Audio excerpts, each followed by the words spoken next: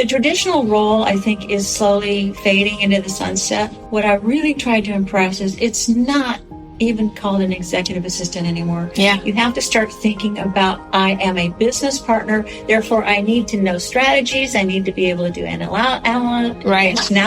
I need to be able to use AI, I need to get to know you, I need to do more than just calendaring, or expense reports or travel itineraries. It's way beyond that. The executive assistants and assistants that use AI will not be replaced. In fact, a lot of companies are looking for AI experience. They still want the good administrative support. I do think right now it's a very crazy world. Welcome to Executive Office Insights with your host, Diana Brandl, consultant and coach for executive support. I travel around the globe to bring you the most exciting voices in the industry in front of my microphone. Get inspired by insider knowledge, real success stories, and new perspectives on leadership and executive support.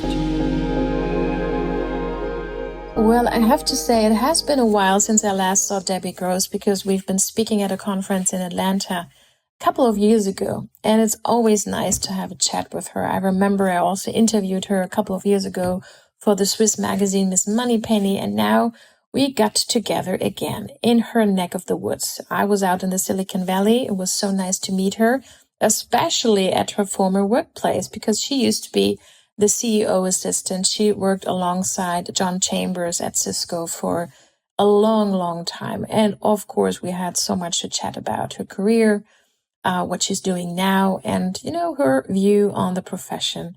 So much more. So please enjoy this episode. So we are here at a very special location. I'm in the U.S. I arrived 2 days ago in San Francisco, and right now I'm actually out in the Valley. I've never been to this area, and that's why I'm so excited to have my speaker colleague with me, former EA. Debbie is here. And where are we, Debbie? Welcome. Well, we're in San Jose, actually, the heart of San Jose, and in the new Cisco building. It's incredible because you have been working how many years for Cisco? I worked 26 years for the same person, John Chambers, at Cisco. And our buildings moved around from the beginning of time when we were employees 500, employed 561, to when I left over 70,000 employees. So, yes, a lot of growth over those years. But, yeah, you're in one of the newest Cisco buildings. Very weird to be here, especially, it used to be Splunk, and I think when they acquired Splunk, they moved in here. So it's kind of weird. I wish they'd had this when I was commuting 45 minutes a day to Cisco in Santa Clara, but yeah, that's where we are today. It's incredible because, of course, I know your story, and you gotta share the story with us here. There's a lot of people over in Germany and Switzerland, Austria, who would love to hear more from your personal story and how it all happened with Cisco, and then how you transformed your career, the speaker business, and everything. But still, entering the doors at Cisco, what feeling comes to you, even if John is not around anymore and some of the colleagues are not around anymore? Although we have to give a shout out to Terry, who's been helping us. Going through the doors, candidly, nobody knows who I am anymore. So you're a stranger. You're a visitor, quote unquote. I'm just a visitor. Right. And sometimes I just want to tell them, don't you know who I am? But I've given up that. It's been a while. It's been over 8 years since I've been in the campus at Cisco. So a lot of changes for Cisco in general. So it's weird. It's feeling weird, feeling like a visitor, not a welcome, someone who hangs around. But the funny thing is that you still have the colleague that helped us here, the wonderful Terry, and she told me that also she speaks a little German, so it was really nice to catch up with her as well. And she did such a great job helping us to find the room here. So a big shout out to you, Terry. I know you're going to listen to this episode. And it's wonderful, right, that you still have these connections. And there's still several EAs still working here that worked in my day, so they're good to reach out. We get together every once in a while and have dinner and tell stories. It's fun. So we are now in April, and usually April means Administrative Professionals Month. So were they all celebrated the past years when you were with Cisco? Did you make big parties? Was John a big supporter of that? We tried to, we tried to have our all-hands administrators meetings around that time frame. But if we didn't, we would absolutely celebrate it in some form or fashion.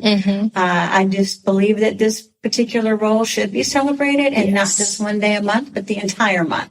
I agree. And that's my mantra. It should be celebrated more than just 1 month, but it's a time for, reminding our executives and our leaders that, hey, here I am, your support person. Absolutely. That is true. So, did you grow up in California? Are you from this area? Tell us a little bit about your background, Debbie. Well, I am actually from Jackson, Mississippi. I'm a Southern gal from the very beginning of time. And I remember at one point my father was transferred to Kansas, and I was excited about going to Kansas because Mississippi's Mississippi. Right. And Kansas, well, I thought that would be awesome. And I spent 4 years in high school there. Yeah. And then I got a little high school sweetheart. And then my dad got transferred again to California. And I did not want to go. I was kicking and screaming and yelling. I made my parents miserable because I didn't want to leave my little high school sweetheart. But ultimately, once we arrived here, and I started getting adapted to it, I became enthralled in love with it. I mean, the culture is so diverse. Foods are diverse. People are diverse, which you didn't get in some of those conservative states. And so I just fell in love with California. And it ultimately got my very first job working for what you would call a dollar store. Okay. So that was a lot of fun. And that started my trajectory towards my career. Wow. So how did you land the job over at Cisco? Was it like a job ad somewhere? Was it a reputation thing or? It's funny because I worked for a startup. I worked as a manager in a little high-tech, what do you call it? A little high-tech satellite sales office. And I was the office manager. I had 2 people reporting to me. And I thought I was cat's meow. I was there for 6 years. And then my girlfriend, who I had trained, had moved on, and she called me. And she says, I'm in this startup, and you're going to love it. Yeah, you should come over and interview for being an executive assistant. And I go, what the hell does an executive assistant do? By the way, I'm queen over here. Why would I want to go over there? But when she started telling me what it was that you did, what you would be doing, I said, well, I do that, and I do that, and I do that. What the heck? Let's go and interview. So I interviewed. They made me an offer on the spot, and ended up working for 2 executives. Never been an executive assistant in my life.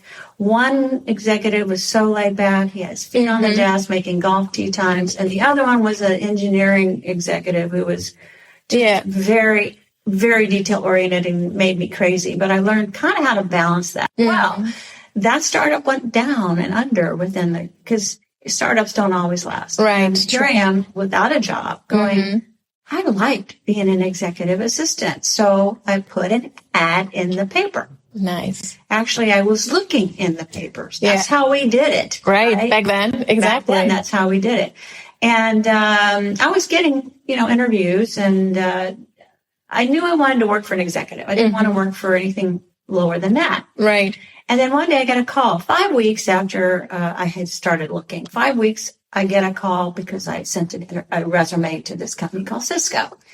And it was for sales, working for the VP of sales. And I love sales, by the way. Salespeople are so much fun. So I went over there to interview. The first thing was I had to wait for over an hour, which I found, this is crazy. You think it was a test already back then? I don't know if it was a test, although it was a tell sign. So in the meantime, the CEO's then, John Mordridge, his EA came in and interviewed me. Right. We're sitting there, and we've only been talking for about 10 minutes. And she goes, you know what? You're it. Wow. You're it. I'm approving you right now. I need someone right now. And I went, okay, that should have been another sign. She says, I'm going to go get John and tell him to come. I'm going to tell him to wrap up and come. So John came in, and we hit it off almost immediately because he's Southern too. He's from Virginia, West Virginia. I'm from Mississippi. And we just talked and talked and talked. I think I was 2 hours into that interview.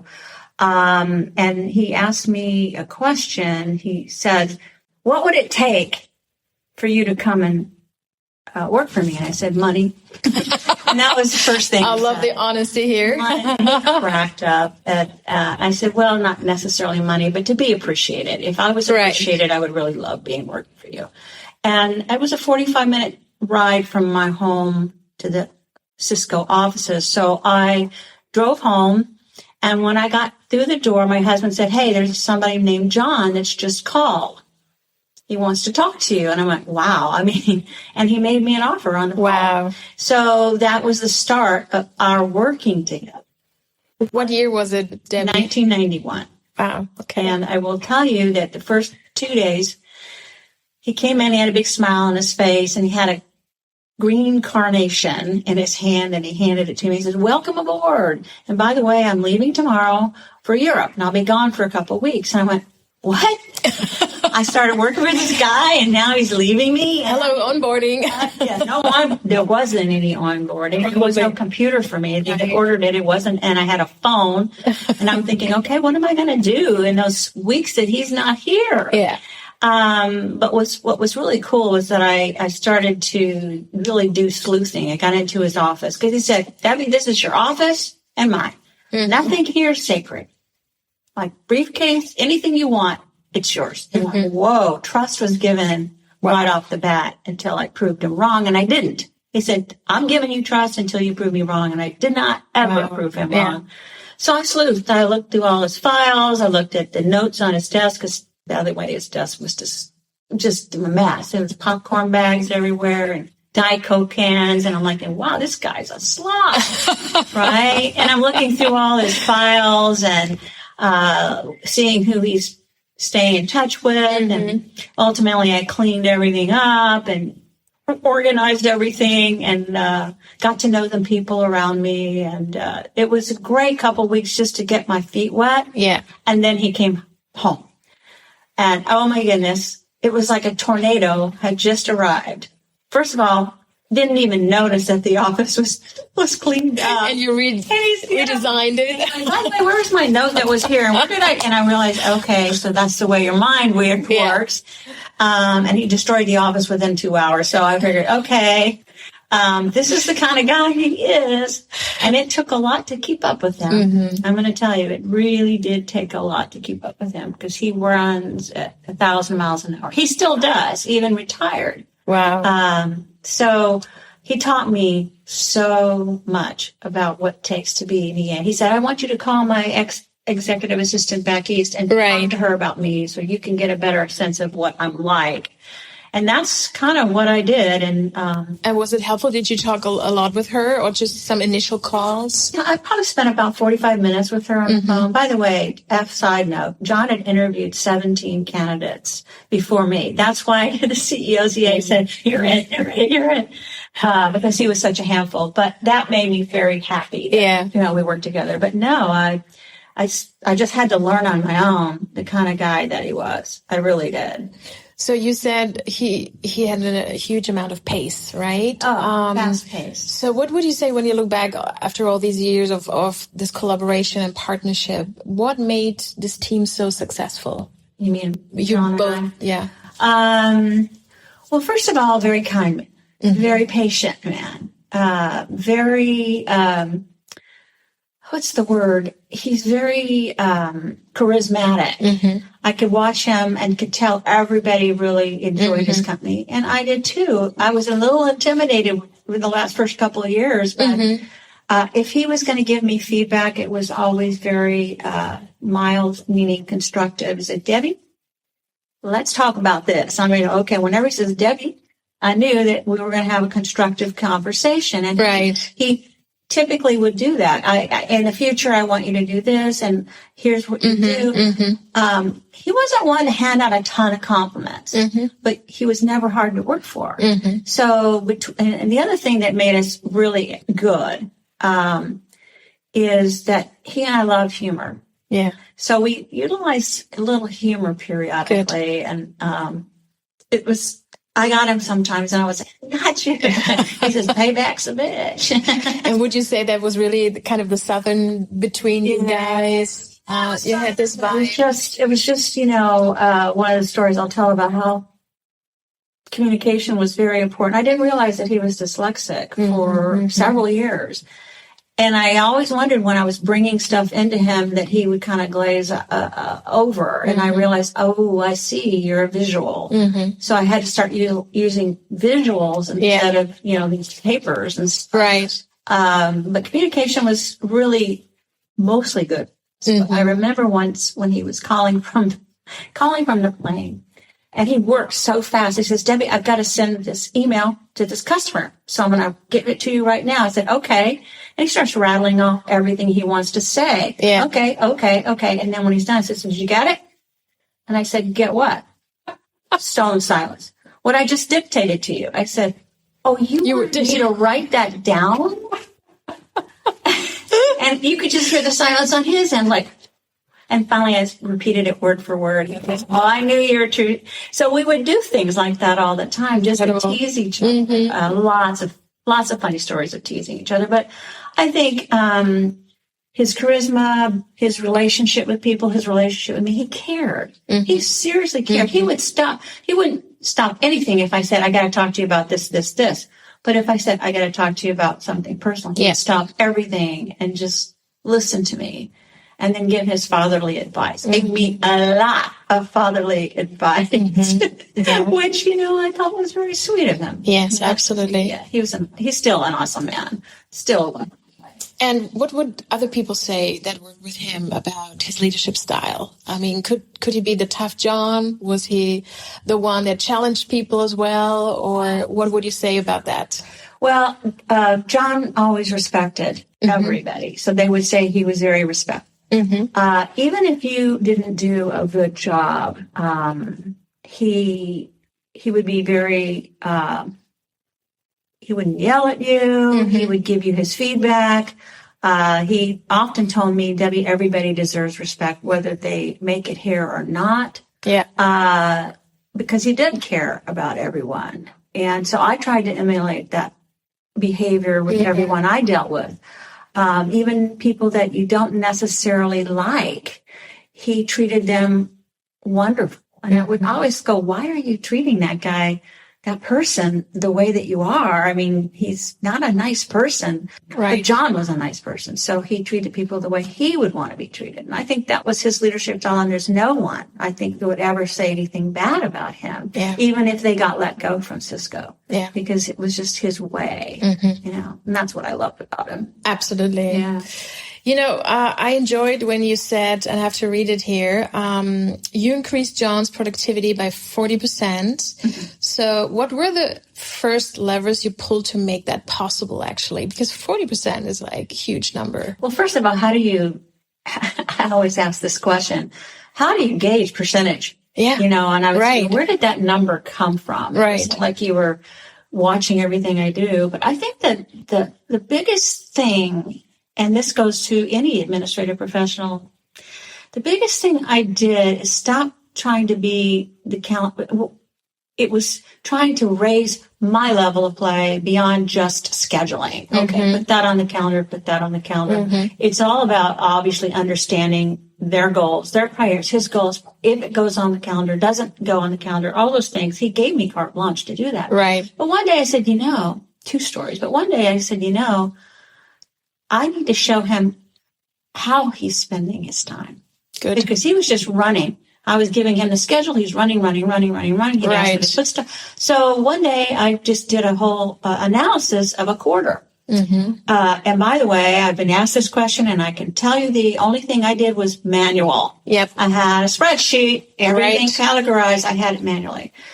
So the very first one-on-one we had, I had this kind of all prepared. And I said, oh, by the way, we're wrapping up. I said, by the way, I just want to share one thing. I said, did you know that you're spending 60% of your time in business operations and 30% with the sales team and 10% with employees? And he's looking at me like, that can't be. I don't want to be spending that much time in business operations. I need to be with the salespeople. I need to be transparent with my employees along. So that shared with me and told me he was changing his goals. and priorities. And I was going to help him change those. And that's what we did. We flipped the switch. Good. So we stopped doing all that.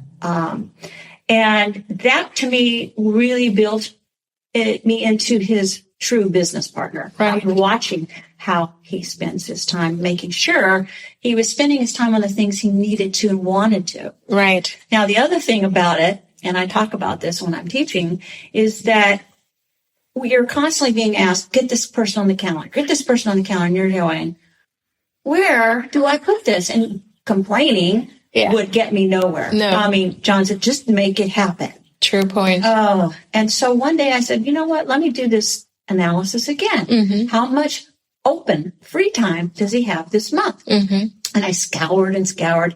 And I finally realized he had, and I told him this. I said, John, in the month of May, this month, you have literally 1.5 hours not scheduled. And they're not back to back, but I just want you to know that was all I did was just tell him. I didn't expect him to do anything with that. Yeah. All of a sudden, this person comes up and here's my desk and here's John standing at my desk. And this person says, hey, John, I really want to get in with you to talk to about this thing that I'm working on. And I think you're going to find it below. And I'm sitting there going, please don't ask me to put him on the calendar.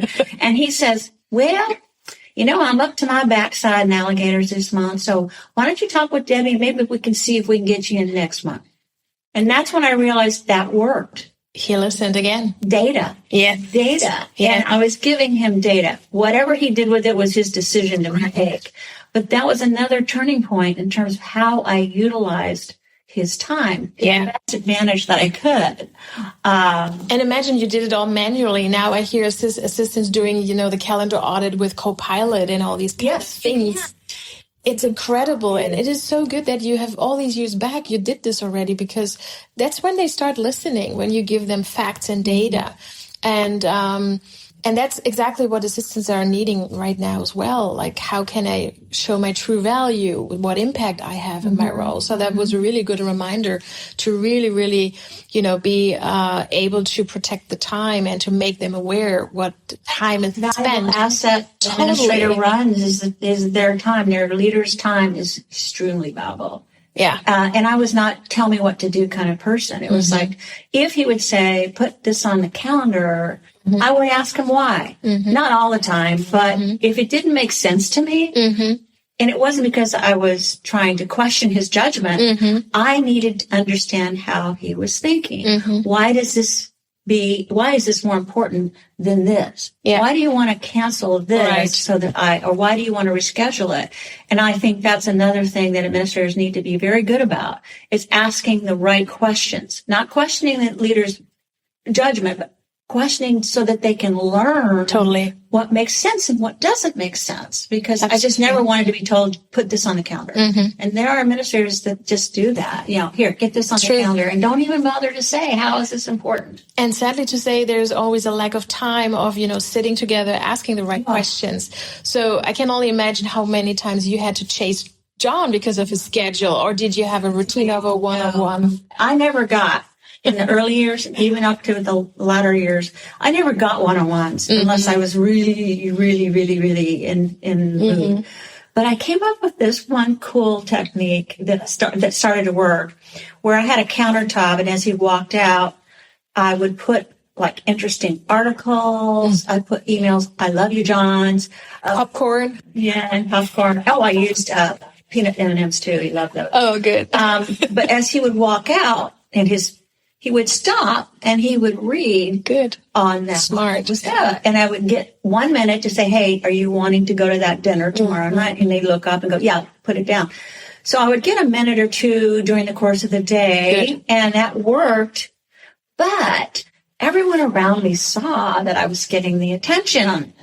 So all of a sudden I'd come in and I'd have all these papers on the countertop of, please sign this and please do this. And they would say, I'm just going to leave that here, Deb. And then when he comes by, I said, yeah. And then when they would walk away, I'd slide it down off the countertop, because that was losing it. If you put too much work up there, he would come to me. So that's kind of how I started getting the one-on-ones, and spending some time with them. And when you did have very fast questions, tons of questions I had to be prepared for. Oh, yeah. I can imagine. Yeah, it was crazy, but So what would you say, how long did it take you to really keep up with that speed? Was there a certain phase where you felt like, will I manage? It was probably, we worked for him for 26 years. I would say it was probably at least 10 years before I started to really get into the groove. Now, I will candidly tell you, there was a point where the workload was very overwhelming. He generated enough work for 6 executives. And I finally did an analysis of my own job and what I was spending time on and where my time was being sucked up. And I literally sat down with him on one of my rare one-on-ones and showed him, here's how much time I'm spending here, here, and here. And I think this stuff can be relegated to HR, this stuff. I'm not trying to get rid of my job, but I'm telling you, for you and me to be focused, my emails alone take me hours. So I asked, can I get a partner to help me? And he looked at me for a minute and goes, yeah, you can. Because data, again, was proven to be valuable to him. Yeah. And I made suggestions. I gave him solutions. Move this piece to HR. I don't need to be handling it. And when you go in, because you're overwhelmed, you have to have a plan. And that worked. Very important. And candidly, again, and I had 2 unbelievable partners that I still love to death. At one point, I had 3. Right. Wow. That's how much work he was generating. But then he ultimately had communication managers. He had a whole team surrounding him, which helped me too. And back in the days, were there already these kind of chief of staff positions that he owned as well? No. In fact, chief of staff wasn't even a word when I was there. And John never had it. Okay. He had communications manager. Right. And all of a sudden now, Diana, chief of staff for every executive. I don't understand. Everywhere, because a good executive assistant who played at my level is a chief of staff in so many ways. Now, no, you don't actually go out and execute on the strategies as much as other people do. But I think in the long run, and I'll also tell you that as he became CEO, it took for a little while. I said to John, I want a title change. And he said, what do you want it to be? And I said, I want it to be chief executive assistant. I said, there's nobody else doing this job. Right. There's nobody else in this entire company that does this job. Yeah. He looked at me with this big smile on his face and said, well, if you want it, you can have it, but it doesn't come with a raise. So I didn't get any raises for it. I got compensated well anyway, but you got that title, that title to myself. And actually, some of my peers at that time all started adopting the chief executive assistant title. And cool. And it's fantastic. I've never seen that title again, Debbie. Have you seen it in the market somewhere before? No, no one's actually advertising for chief executive assistants. Exactly. It's one you stand up for and say, this is what I want. Exactly. Absolutely. Throws HR off because they have these little magic tiers. This, and this, and this. And, I really love what you did in this role as well, because you designed career development training and recognition programs, and you oversaw over 1,000 assistants across the globe. So how did it all start, bringing this community together and, this shared excellence among such a large group? What was your vision? Well, I didn't really have a vision, but I cared, and I'm a big fairness fan. And I really also am a big communicator. Yeah. And one thing I realized is in my role at the top that I needed to communicate out. These administrators down in these areas and EAs at this areas, they actually needed to know, a lot of what I knew, not confidential, but a lot of things that I knew. And I think that over time, being that communicator for them, being that person sharing stories, bringing them together, gave me quote unquote a leadership role, even though I said, hey, I want to be your leader. Right. But the big thing that really changed my life, again, in my career was HR. We were hiring butts and seats. We were hiring so many people, administrators, you name it. And we were growing exponentially. And HR came to me. She was sweet. She stands at my desk because, we're hiring all these new hire administrators, and I think you really should get in front of them and share with them what the Cisco culture is all about. And I just looked at her and I said, you're nuts. No, I'm not getting in front of a group of people. That's not going to happen. She goes, and she didn't leave. She just stood there. She said, Debbie, you're the only one that can do this. See? And I said, no. I pushed back. And then she said, well, what if we got you a coach? I said, if you get me a coach that shows me how to do this, get in front of a group of 30 people in a presentation. So I did get a coach. He was awesome. And my very first time of getting in front of 30 newbies, administrators, all excited to be at Cisco, and I'm just scared to death. And I started doing this presentation, and it was very visual. It was very funny, and I threw balls in the air and to catch them. That's what it's going to be like at Cisco. It's going to be crazy. I love that. It was a lot of fun. And then at the end, everybody was laughing. Everybody was getting it. And I was like, wow. And I remember walking out of that room that day and saying, this is what I'm meant to do. Mm-hmm. This is where I'm meant to see.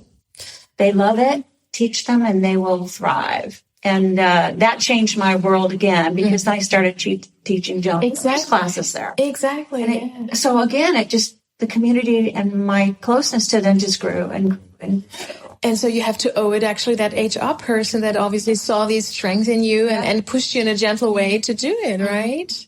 And now it's how my courage grew and grew. They loved me and I loved them. And I have never felt that again, even when I've been on stage in many different companies with many different administrative people in the audience.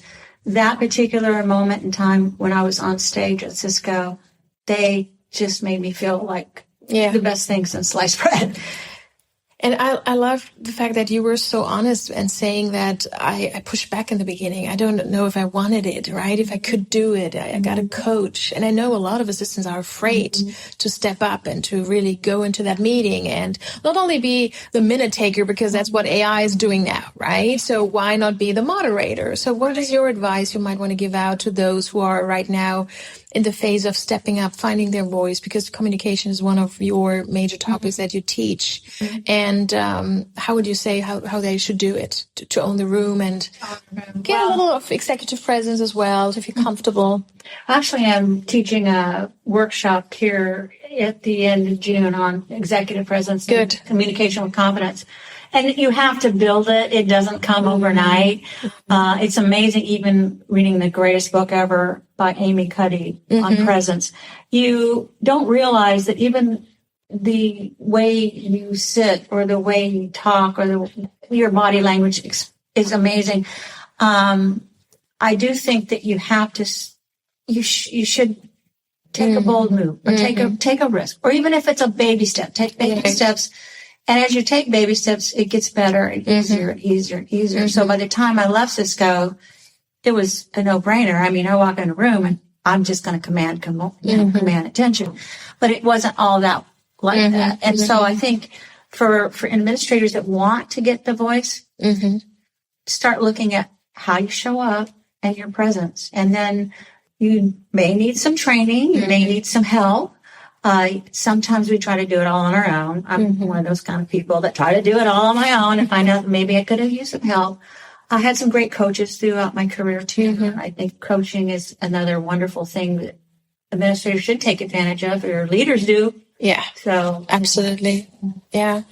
And that's good advice, definitely. And as you said, it's not happening overnight. So get great mentors around you as well, hang around with people that have a lot of confidence, and then ultimately you can build your own confidence. Absolutely. And you look at Joan. By the way, you still talk to him? You're still connected? John, yeah, we do. We just, maybe we don't see each other very often. I do know one thing. If I texted him and said, I need to talk to you, he's 22 seconds later, he said, what do you need? Yeah. But he's very, very, very busy man. And he's doing venture capital, right? Yeah. He's gotten down to 4 days a week. He took Fridays off now, I heard. I'm very good friends with his chief of staff. She used to be his comms manager. And so if I want to see him, I do have to schedule myself.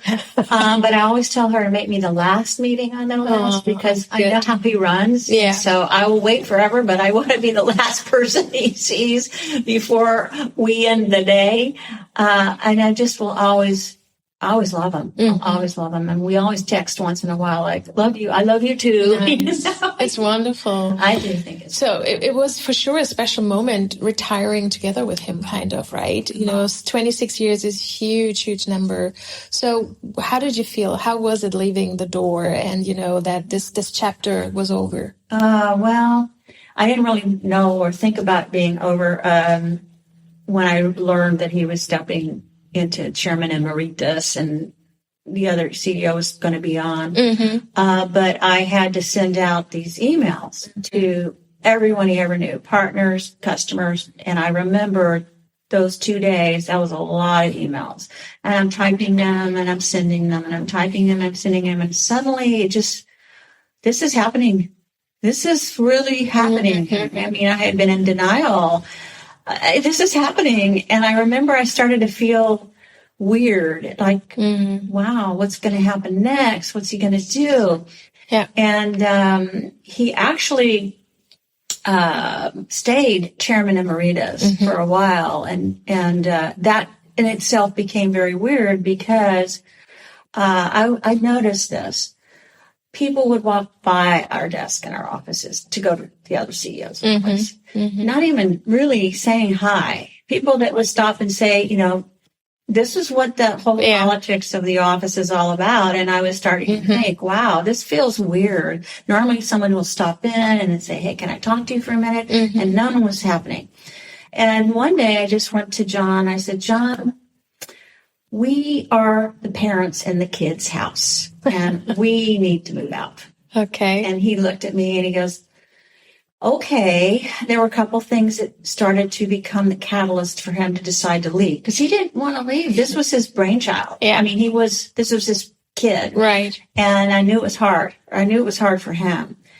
And I knew that once he left, I wasn't going to work for another CEO. He was just a one of a kind.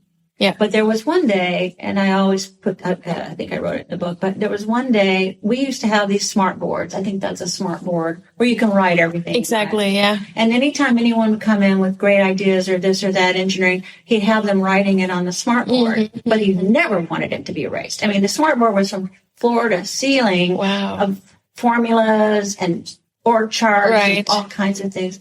And it was one day when he was out of the office and I knew we were getting close to leaving.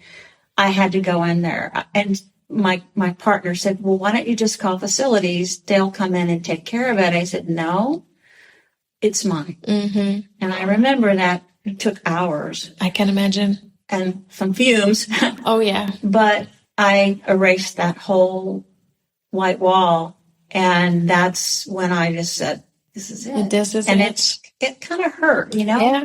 Absolutely. I donated I had a bookcase in my open cubicle area and I donated that bookcase to an EA next door to me who actually didn't use it for books. It was heartbreaking.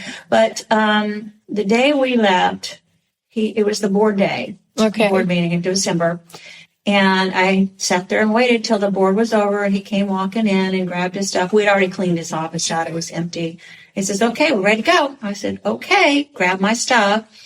And we go into the elevator and we walk down. When the elevator came to the floor, there was a line of employees out the door to say goodbye to him. Not to me, but to say goodbye to him. And he shook and hugged everybody all the way out that door. And I just, we stopped outside the door. We looked up, we looked at each other, we high-fived each other, and he went his way and I went my way. And it was almost like this huge weight had lifted off my shoulder because now I didn't have to take care of him. Yeah, I didn't have to worry, the scheduling, the calendaring, the people. That was gone. Right. That was gone.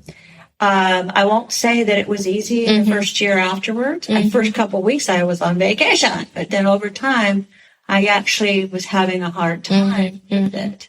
And then I got a coach because I needed someone to help me step past this whole thing. Okay. And the coach said something to me that was so amazing after a couple coaching sessions. She said, you're grieving. That's what you're doing. It's grief, yeah. Grieving over the role you had. You haven't quite created the role you're going to do. And I said, okay, I'll accept that. It makes me feel better that I'm grieving it. Because being retired isn't all it's up, you know. Oh, yeah. So when was then the moment where you felt like, here's the energy. This is now what I'm doing with the teaching. And I'm going to go full speed in now. I want to share my knowledge, what I've gained at Cisco.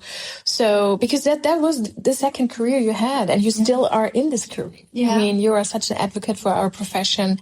So many speakers adore you. So when was this shift also that happened, where you felt like, I'm back at full speed now? Well, doing my own thing. I'm my own CEO. I think there was building your own business, if you know, Diana, right, is this crawl. It's a crawl. It is. I had to build a lot of things, the social media part, the things that I don't normally know how to do. Even getting an editor to help me with my book. Right. That book took a year to write. In fact, the story about that book is I went up to see John shortly after we left. I was having lunch with him in his patio, and he told me, I had a book already in editor's hand. It's called Did That Just Really Happen? Which was all about the funny side of the world. Yeah. And he says, Debbie, why are you writing that book? I said, because I want administration to know they're human and they can make mistakes and they should be able to laugh at each other. He goes, that's not the book you should be writing. He said, the book you should be writing is how you made us successful at Cisco. That's the book that's going to sit on a shelf and people are going to use it. Yeah. So back to the drawing board. It took me a year to get that one together. I had a great editor. She helped me in so many ways to get that book together. And that was kind of sort of the platform of my building my business. And I knew I wanted to teach classes and, for a while, and then COVID hit. I had contracts and it was great. And I was going to be going out there, and then COVID hit, which totally, crashed everything there. Yep. I've been there too. Yeah. Absolutely. I pivoted. I wish I had bought stock in Zoom, because then I would have been even more rich today. But I started doing Zoom classes. And the first year after that, first year and a half after that, it was good. I was busy. I was, doing classes every week. But then something happened, and I don't know if it was just life changing or I made some mistakes, by the way, Diana, in teaching. It was a couple of things. I actually went to one of my very early clients and thanked her for the feedback I got, because I was building my workbooks. I was building the classes and I made some mistakes. And I think over time I've learned from those mistakes on what you should do and what you shouldn't do, especially on the Zoom. So I would say a couple of years into my business, I was really, really rocking and rolling. I joined an organization that I wish I had now, because I was looking for camaraderie. Right. But you make mistakes. Of course. And I've made mistakes, but oftentimes, almost always, I learned from the mistakes I've made. And now, like I was sharing with you before, now I really want to slow it down. I don't need to be working at that fast pace anymore. My husband and I are retired. We're traveling. We're doing all kinds of things together. And so now I would really just work when I want to work. I want to help. That's one thing I will say. I want to help people who want to be helped. Right. If you reach out to me and you want my help, I'll help you. Right. But I never force feed anybody to do that. Right now, I'm helping some EAs working on their resumes, how to interview, things that they need to really understand. But I'm not going to force feed anybody in terms of what I offer. But yeah, it kind of went up after, and then it kind of slowed down. And now it's just, to me, it's the perfect pace. Yeah. And everyone, we're going to, of course, bring all the details regarding Debbie's offers and, your signature topics into the show notes. And, of course, you're going to hear more about the book. So I love that title, The Office of Rockstar. So now with these dynamic times we're in, and let's be honest, and we talked about this before we hit the record button, it's not easy for a lot of admins out there. So what do you think, what is the mindset they need to have in order to be Office Rockstar? Well, I'm going to talk a little bit first about the title, because you brought it up. Yes. I was thrashing about what the title would be. Okay. Thrashing and thrashing and thrashing. Yeah. What should this title be? It can't be the typical title. And I remember I was away on a weekend in the beach. I never slept the entire night. I rocked and rolled and rocked and rolled. And all of a sudden, it was probably around 3 a.m. I went, that's it. That's the title I want. Yeah. So that's how that came about. Nice. I think the one thing that I would say about the book, it's not the normal how-to book. There are stories maybe administrators can relate to. Mm-hmm. There's strategies that I use, very simple strategies that you didn't think about until after and I have those now outlined in the book. Mm-hmm. And I also want assistants to know that it's okay to be human.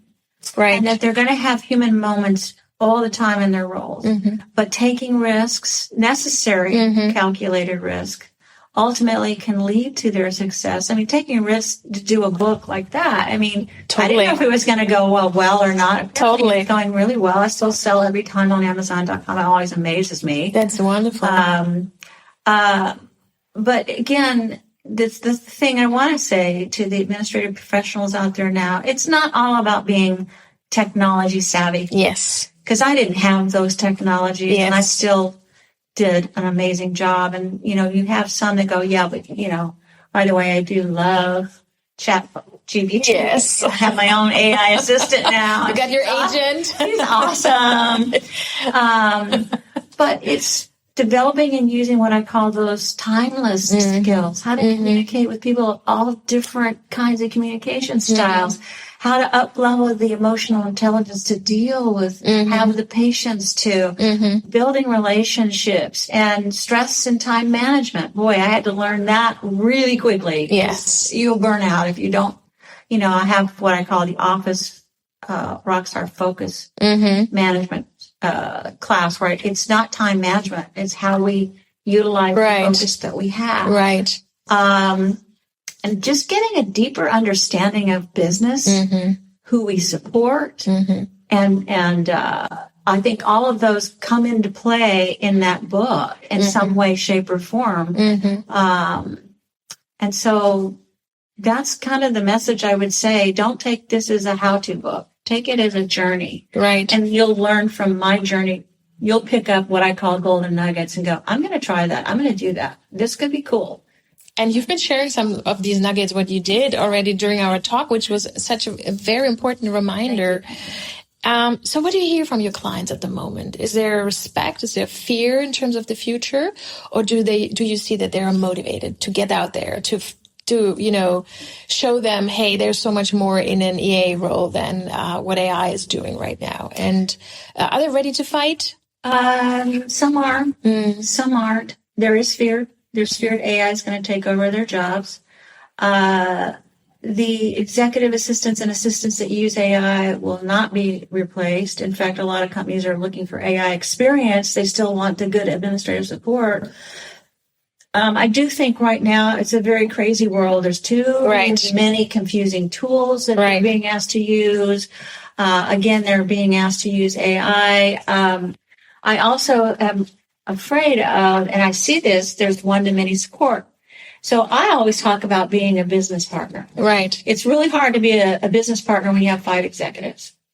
So the key is to learn how to manage your time and learn 5 executives versus just 1. The traditional role, I think, is slowly fading into the sunset. But in my last workshop, what I really tried to impress is it's not even called an executive assistant anymore. Yeah. You have to start thinking about, I am a business partner, therefore I need to know strategies, I need to be able to do analysis, I need to be able to use AI, I need to get to know you, I need to do more than just calendaring, or expense reports or travel itineraries. It's way beyond that. Right. So I try to get EAs and AAs to see it in a different light, to raise their level of play, because once they do that, the fear should go away. Totally. You're right.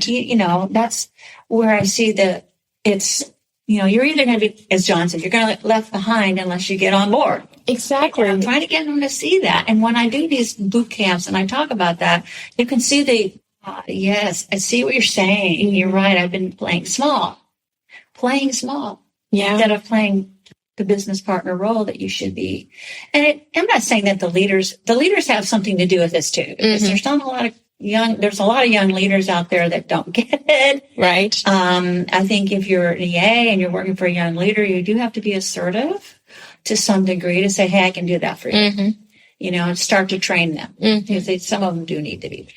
But it's good that you're offering the executive presence training. So everyone reach out to Debbie if you need some, one-on-one coaching, if you want to work on that as well, because, you need to train that assertiveness, right? Oh, yeah. And, be there, have that strong voice, offer yourself, pitch yourself.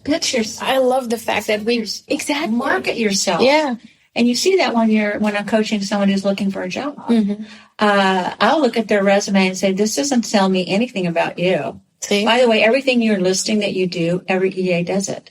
What do you do that most EAs don't do? Right. And they never I never thought about it that way. I said, tell your story. It's about who you are. Yeah. It's not about a laundry list of everything you've ever done. Yeah. So that's kind of where I try to go in getting them to, I would love to see this generation become more, not even be called executive assistants anymore. We used the word business partnership years ago when nobody really knew what that was. What do you mean business partnership? Yeah, true.